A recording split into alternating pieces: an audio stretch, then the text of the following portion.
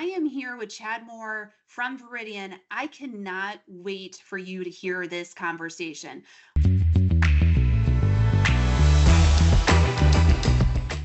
Can you just give us a little bit of an introduction for yourself? My name's Chad Moore. I'm the director at Veridion. So I've had the privilege of being at the organization for about 9 months now, so still very much so drinking through a fire hose. It's exciting. I mean, the organization's doing such incredible things with our clients. Seems like every week there's some new data attribute, new release that we're coming out with. So it's been a very exciting time, I'd say, at Veridion. A bit of background on myself. I've spent the large part of my career in supply chain logistics and procurement. It's like over 3 to 4 years now of experience in that. First starting off in occupational health, safety, risk. It's a long one. And then positioning over into more of the supplier diversity, supplier data insights, dabbling a bit into supplier discovery. So I've had a good sort of background in terms of being able to help to support clients and driving more effective transformations, being able to help to support some great organizations in terms of onboarding either new insights, new data. So it's sort of married perfectly in joining Veridion and now being able to help to support the procurement community, which we of course love. So let's start off with an easy one. What does Veridion do? Can you explain the mission of what Veridion's all about? Verdion's mandate is to profile any organization with an active digital presence. So we do so by ingesting over 800 billion web pages weekly through sophisticated learned language models. And the idea is we're very agnostic in our approach. We're looking for any digital resemblance of a footprint. So anything from a website, a Facebook page, a LinkedIn, a registry, and then we heavily validate that data before then making it available to our clients. And currently to date, our database has over 123 million suppliers. That also includes 750 million products and services, and that's across 246 countries. So we want to be able to offer the most up-to-date supplier data, but we also want to ensure that's global to help to support organizations who will have more of a sophisticated global supply chain. And that consists of both direct, indirect, manufacturers, distributors. So we're able to offer that data, of course, in a multitude of different ways. So we do have direct APIs for more sophisticated data teams who might want to ingest the data through APIs. We also have a very simplistic UI on top of the data. We also offer batch enrichment files for organizations potentially a little bit more Excel centric. And then we have partnerships with Snowflake, Coupa, Market Dojo, other ways to ingest the data as well. The vastness of what you have is just incredible to me, and that there's power behind that. So I'm curious, what differentiates you in the marketplace versus your competitive set? We sit very uniquely in the market because I don't think we have, I'd say, direct competitors in terms of sort of how we envision it. I mean, from Veridion's standpoint, we're a data layer. So we help to complement, traditional data providers in the space, but we do things a bit differently. So when we're looking at our organization, we're looking at the digital presence of an organization. So if you're thinking, their websites, their social medias, we also link, of course, their the legal entities of the business. So starting to look at where they're registered, their legal addresses, and sort of marrying the two, digital plus legal. So from us, I'd say a competitive landscape, I'd say data refreshness, as I mentioned, the weekly refresh data, the global coverage. So historically, most organizations struggle as you start to look at more of a global supply chain. So when we're looking at Asia, India, a little bit harder in terms of the data that you can actually acquire on organizations there. And it's something that we actually specialize in a lot of our data harvesting methodology in terms of actually being able to gather that. I'd say in terms of competitive advantage, I'd say our support has been one that we traditionally hear. And it sounds, maybe menial at the beginning, but a lot of the traditional larger data providers, it seems like they don't offer the same level of support where you have, executive leadership teams a part of conversations. You have, the head of teams being able to actually help to support those organizations. So that's been a big portion for us. And I'd say most importantly would be the data quality. So if we look at traditional data providers within, I'd say procurement, some of the larger ones that we're all familiar with, they start to look more at a lens of looking at, when the organization was registered, how do you collect that information? And that typically doesn't get updated the most. Now, where we see information gets continuously updated is that digital presence. Someone's going to put a new press release on their website. They're going to put something on their socials that they've changed, or they're, looking to publish their revenue or financial information. So we're able to then gather that, and we find that that rate of change is significantly higher than, for instance, when you're looking to actually, register the business, I'd say. Who is your target market? We look at this in three different elements. One, I'd say our end users. So when we look at our clients like, Pepsi, your end users, your Bosch, some of the larger organizations, and helping to support those procurement teams. So we've got a multitude of different technologies and data to be able to actually help them with their master data management, for instance, or their supplier discovery. So sourcing teams at large procurement organizations. We also play heavily within the procure tech space. So being able to help those organizations in creating and crafting new products, new services, the Exegers, the Everstreams, the Stimuluses of the world, to be able to help these organizations create and craft what's really innovating the market space. So some incredible organizations, and we get to be honored to actually help to support in the data.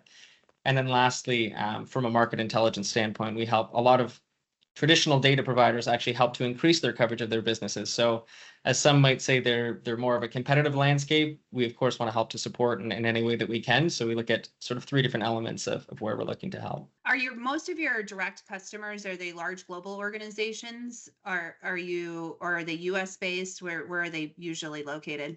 We've got a great European footprint, a great North American footprint. I'd say more global organizations.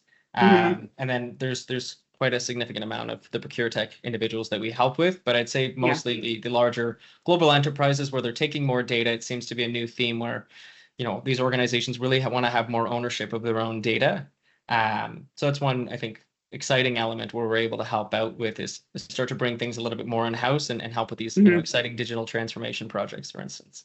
How do you price in the marketplace? I'm super intrigued by this. Not that I need a price, because I always tell people that. It's just how you price. We look at two different elements. When it comes to our match and enrich and being able to actually take a company name and a partial address and be able to match that into one of our records, you only pay for what you use, for instance, only something that we can offer value and actually match that organization. And then we start to look at two elements. Is one, the data attributes that you're interested in. We have 70 plus, and maybe not all applicable for every organization. Some have different focuses. So the first element we look at is the data attributes you're interested in, and then the volumes. So if you're looking at, how large is your MDM vendor master, for instance, we can help to support on that. And then from a supplier discovery standpoint, quite competitive on how we look at actually pricing that. And that's more looking at usage based. It's only the value of organizations that you get back. What should we be excited about for the future? You mentioned some things already, but what's coming around the corner here for Veridion? Our roadmap is 100% client focused. So as we work with clients, finding out new information on how we can help to support them. So a few areas would be increasing coverage. We've just released our first iteration of our corporate linkage. So being able to match the ultimate corporate parent and the subsidiaries, which of course, very helpful for data normalization, spend analysis, things in that nature. Coming out with a few new integrations as well. So as mentioned, finalizing some integrations into Coupa and to help to support them from a supplier discovery standpoint. A new partnership with Market Dojo, which we're extremely excited about. Some new innovations in terms of our actual UI and how we're building that out. So those should be coming shortly, but all very exciting things. So let's talk. And I know you guys just published a big white paper, I think with Pepsi, but can you tell us a success story that highlights your client's success and the value they received? So that would be one, client story that we'd be happy to share as well. There's some more information in the white paper, but really helping to rebuild the data foundation at PepsiCo, helping to support from a data perspective, supplier benchmarking perspective, how we can add, more data, more interests, and then also in terms of helping to support their global strategy for sourcing. So using Veridion's 123 million companies, we've got structured and unstructured data. So working with them to help build a very strong strategic plan for that. And I don't know if you had another success story that you wanted to share. I know I proactively brought up Pepsi, but do you have anything else to share there? Otherwise, we'll move on to our next question. Yeah, for sure. There's a lot of really exciting partnerships that we've been looking to address with. Some exciting ones with Exeger, for instance, is a fantastic client of ours. Very proud of the work we've been doing with them and helping to support from their global perspective, how they actually take in data, ingest it, some of the firmographic informations, location type. They've done an incredible job at really honing in the marketplace in terms of creating a very sophisticated platform And some of our location data will actually be utilized in that process to be able to better supply chain map, if you will, which of course is very important for us. Understanding, risks, how to mitigate risks, and a lot of it is associated, of course, to like locations, firmographic information, and understanding what that business does and where. What are the challenges or the lessons learned, mistakes maybe that either leaders are making in the sales process when they're trying to approach a solution like what you're providing, or during implementation? We just want our viewers to learn something so they can avoid those same mistakes. I think a big piece that we see a lot is a lot of digital transformation programs that start to get enacted without focusing on the data in the first sort of inception phase of it. And it's interesting. I mean, a lot of the conversations that we've had is sort of midway through a digital transformation project. They're looking to either add in new tools, new process, new plans. And I think a big issue with that is not focusing on the data at the very beginning. Even for organizations who everyone's excited about AI, Gen AI, and we use both, of course, with Veridion and how we actually capture that data. But I think one of the biggest issues is sort of stepping back in that project plan and how important it is at the very beginning to, as you run through those downstream effects, to be able to make sure that, from spend analytics, from understanding your supplier base, supplier intelligence, it's so important to understand who those individuals are. And a lot of times we see incorrect addressing, incorrect information. You don't really know who you're doing business with, even from an organizational standpoint of who you're connected with. So corporate linkage has been a fantastic one for us to be able to show organizations like you're actually working with the same company, or 40% of your spend is with one company. You might think that it's a little bit more, broken out, but it really comes down to the information. And I'm probably preaching to the choir in your world, but it's just so important. It is. Just this morning, I'm kind of giggling over here because just this morning we were on a call with a client and they're kicking off a project, and we went through some conversations with them, and sure enough, data, item master, vendor master, top of the list, but not in the project plan right now. So we're having that conversation because it just happens so often. But I would rather identify it pre-project kickoff than we're like going into UAT and is like, oh my gosh, our data is horrible. So 100%. Yeah. Okay. Yeah, maybe one more other piece just to mention on that is the from a sourcing perspective. I think everyone's so focused, I think, in the space of sourcing new suppliers. And I think one interesting piece is when you refresh your data or you have these up-to-date vendor masters within your own, MDM system, you're actually able to then source directly within your own organization. So if you can clean the data, you might not know that maybe one of your suppliers actually does, if you're looking for a specific item, they might actually sell that item, or they might have that. So you can expand your spend with one specific supplier if you can understand everything they do as a business. So part of the data that we've helped clients with is like business tags, understanding, descriptions of what the organizations does. We have products and services, so we can tell you they might have the product that you're looking for. You've already cut the PO before. It's a lot more of a simplistic process than going to market and having to do, a large RFI or RFP, for instance. I'm going to turn it fully over to you for the next up to 15 minutes for you to showcase the solution. So take it away, Chad. So the first thing I wanted to showcase is actually our supplier dashboard. So the idea with this is a Power BI tool that sits on top of our data. So our database gets refreshed entirely weekly. This is a typical monthly refreshment that we do on the entire database. So the first sort of piece that'll orient you on the very top is the amount of companies. So 123 million, as we had mentioned, 250 countries. You can see within the last 7 days, for instance, 24.9 million organizations have been updated. And this is important to note that not every organization has material changes within their actual profile itself. So it's always exciting to see that this information and data continuously gets updated. You can see 53.9 million within the last month. And this dashboard is really meant to feel more of an interactive experience for individuals as they want to go through. They can see the different NAICS codes, click into the different processes. The actual map itself, of course, will change. You can see things like specific continent coverage as well. So you can see, for instance, within Europe and Asia, we've got great data, which I mentioned is traditionally very difficult to acquire that information, and with a high degree of accuracy. So this tool we built quite recently to sit on top of our two APIs. So this data then will pull from it. So I can give you a quick example of, for instance, a supplier search.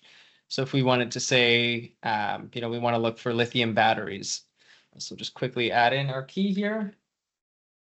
So if we're looking, say, for instance, for lithium batteries, it'll actually hit our system. It'll create out this natural language query. So you can see here, it's looking for lithium batteries for forklifts. So it creates this query and then it'll run it through Veridion's Match and Enrich API.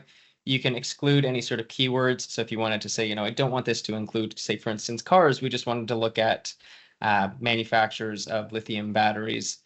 You have some options here as well. So you can say, we want a manufacturer, we want a service provider, we want a distributor. Very important distinctions to be made in regards to actually sourcing and searching. We've got our strictness. So this will tell you, does this have to be at a specific, headquartered location, or is there some leniency in it? You can select specific countries you want it to be in. You could say, we don't want it in specific countries. We're just looking primarily in, say, for instance, the United States. So you can select through a drop down and add any sort of information that you'd be interested in. And then strictness, so this gives more of an idea. So we're looking at any main and secondary locations. And this is important to understand that maybe you're interested in looking at organizations in North America, but potentially that also have locations outside of North America. So then from there, we can go ahead and run the search. So what this is doing, hitting the API and then returning the results back. So you can see this is going to continuously load these numbers of organizations that are being returned back. And it gives you a nice little percentage of our universe that's actually being returned. So what will happen, you'll have all of the information from a stats perspective. You can search for any specific company names that you wanted to. You've got geographies. You can select through a few keywords searches from a continent standpoint. And then what happens is we start to get out these lists of organizations. So you can see OneCharge, for instance. You can click directly into their website. So this will show you directly where that actually pulled that information. And I think this is a thing so exciting about Veridion is we're actually pulling structured and unstructured information. So it could be snippets that we're pulling from these organizational websites to be able to pull that information for you. So you can see here, it's a manufacturer. They're in the United States. Gives you some product headline, what some of the content that they have, product match snippets. So this is where it pulled the information from. The URLs, we've got a ton of company information on them, anything in regards to their locations, their generated descriptions, some company information like the revenue, employee count, all of their locations, some business tags associated to it, their phone numbers and emails. So you can break this data out even further. You can create short lists, so you can actually save them to active projects that you're looking to work on. As you create those short lists, you can then take that information and actually export this data. So if you wanted to say, I want to take all these companies, I've shortlisted these four, I want to export them, download them as a CSV, bring them into my files. You can see it actually brings up the data. It's going to be very small, so I apologize. But you can see just a ton of data that we can pull on these organizations helping to support and their NAICS, ISIC, multitude of different descriptors, their short descriptions, long descriptions. Which is very exciting. I mean, this is a very user-friendly tool that we've created on top of the data. Now, we do have different matching algorithm on our actual APIs itself, so we can offer a different degree of data in it. So this would be an example of our supplier search within the UI. But I think important to note, I'll also showcase the back end. So for those who are more technically oriented as well, or some of the larger procurement organization teams that have more of a sophisticated approach, I'd say, to the data, they can start to use these APIs. And there's two of them. One would be the search API, and then, of course, our match and enrich. So you'd be able to look at different information. We could say, we want to look at Wonder Services.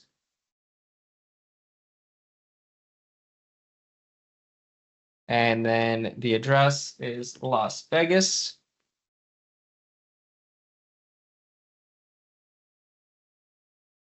And once we run that, there's a lot of interesting information that we can provide back. So one being the confidence score on where we actually match that.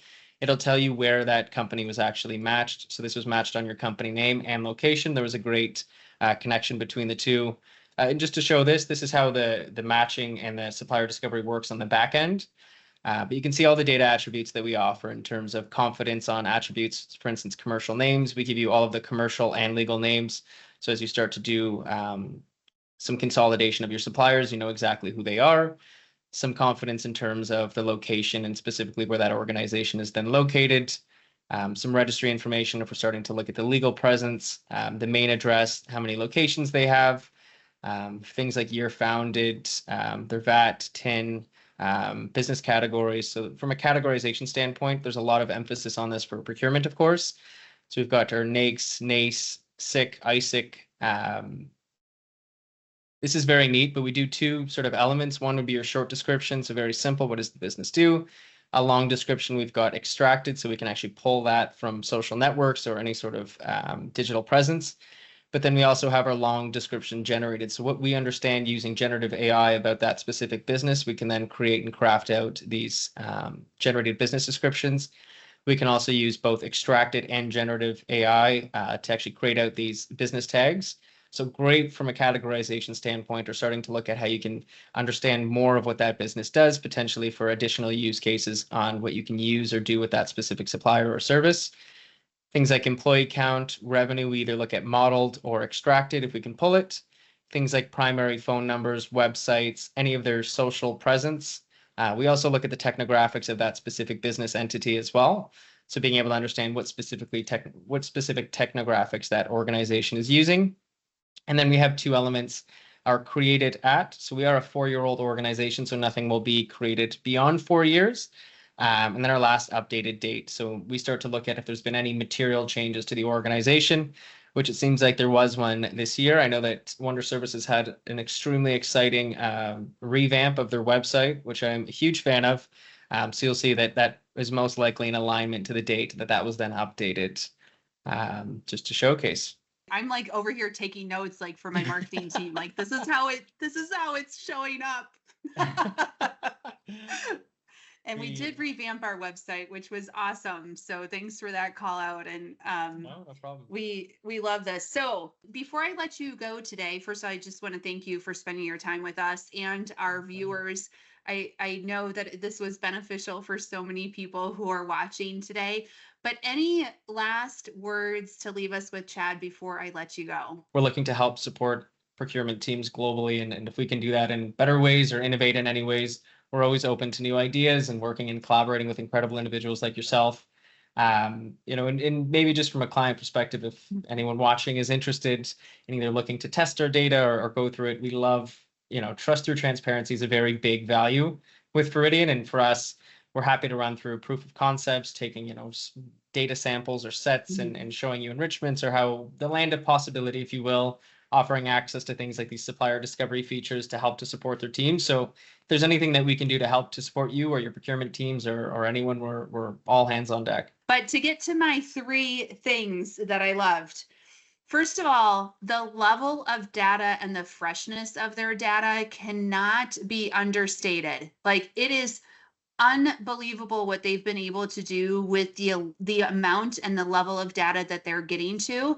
So don't think about this as like just high level supplier information. I mean, they give you true insights to the data, and it's refreshed on a weekly basis. So as his example of myself, we refreshed our website, changed some of the language and positioning in for my company, and it's reflected right after we made those changes. So really cool stuff.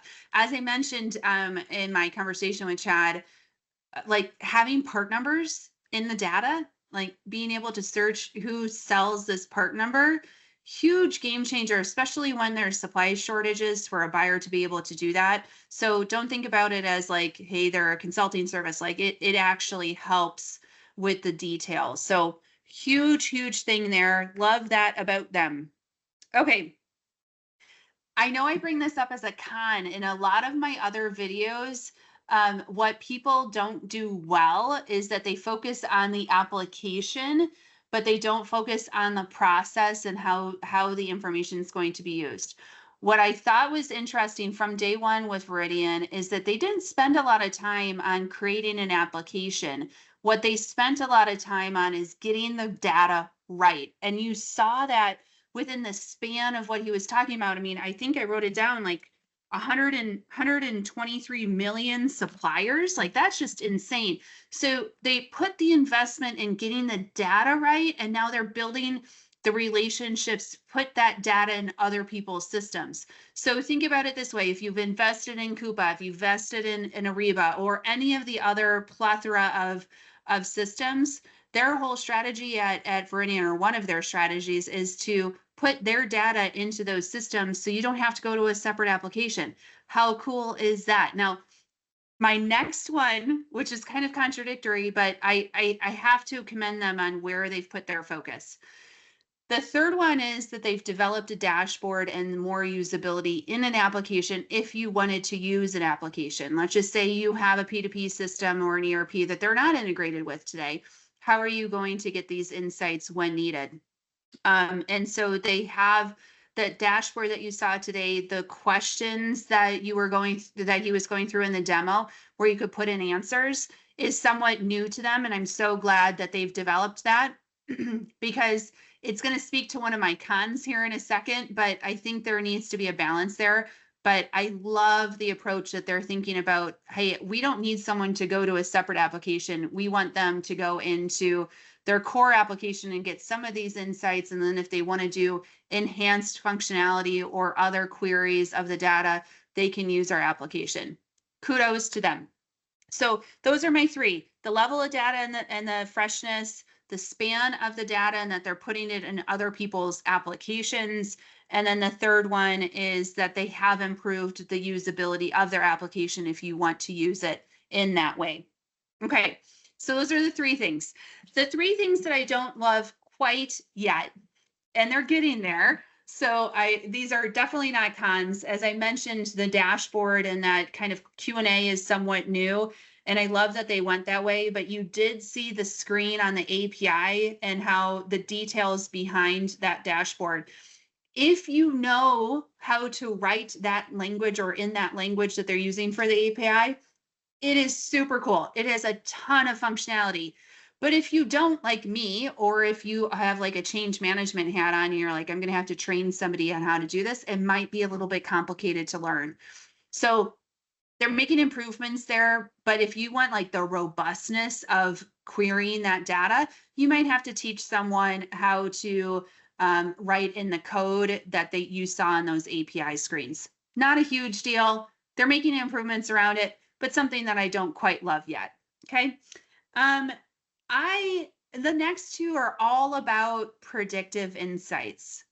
So I was sitting there as Chad was going through that, and I was like, oh, man, wouldn't it be so cool if you could log in and poof, right there, it just tells you that you have 15 duplicate vendors and another 30 vendors that are classified incorrectly based off of our data. How cool would that be? Or, hey, you have 15 different records for the same supplier, like that. Do you want that? Can you consolidate it? And maybe it's a parent-child relationship, who knows? But that would be super cool from a predictive kind of proactive look at cleansing your data. Would be super cool to have readily at your fingertips as an outcome of having all of this data accessible to you. The other thing that I was thinking of, and this goes into that predictive lane, and this is item number 3, how cool would it be if you could predict that there's going to be some sort of risk in your supply chain? So based off of, let's just say, social media feedback, they're collecting some of that information in their data. Well, if there's a negative trend in social media that's popping up against your particular supplier, maybe that would be insightful to know, depending on the situation. So maybe someone comes out and they're like, hey, we have a early read that this particular supplier is going to be filing bankruptcy tomorrow. Maybe you already know that through some of your other systems, but maybe you don't.